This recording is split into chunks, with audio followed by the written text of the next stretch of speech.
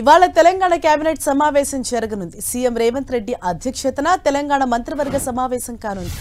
మధ్యాహ్నం 2 గంటలకు సచివాలయం వేదికగా జరిగే ఈ మీటింగ్లో బడ్జెట్ సమావేశాల నిర్వహణ, బీసీ రిజర్వేషన్లు, ఎస్సీ వర్గీకరణతో పాటు అసెంబ్లీ ముందు పెట్టాల్సిన పలు కీలక బిల్లులపై చర్చించనున్నారు మంత్రులు.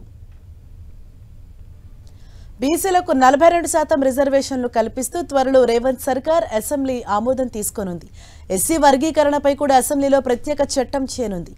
ఈ క్రమంలో ఈ 2 అంశాలపై కేబినెట్ భేటీలో సుదీర్ఘంగా చర్చించనున్నారు. దీంతో పాటు బీసీ రిజర్వేషన్లపై కేంద్రంపై ఒత్తిడి ఎలా తీసుకురావాలన్న దానిపై చర్చించనుంది కేబినెట్. అన్ని పార్టీలను కలుపుకొని ఢిల్లీ ఎప్పుడు వెళ్లాలి అన్న దానిపై ఈ కేబినెట్లో నిర్ణయం తీసుకోనుంది. అయితే అసెంబ్లీ సమావేశాల్లో బీసీ రిజర్వేషన్లు, ఎస్సీ వర్గీకరణపై చట్టం చేసిన తర్వాత ఢిల్లీకి అఖిలపక్షంతో వెళ్లాలని ఆలోచిస్తోంది సర్కార్. అయితే దీనికి సంబంధించి ముహూర్తాన్ని ఖరారు చేయనుంది.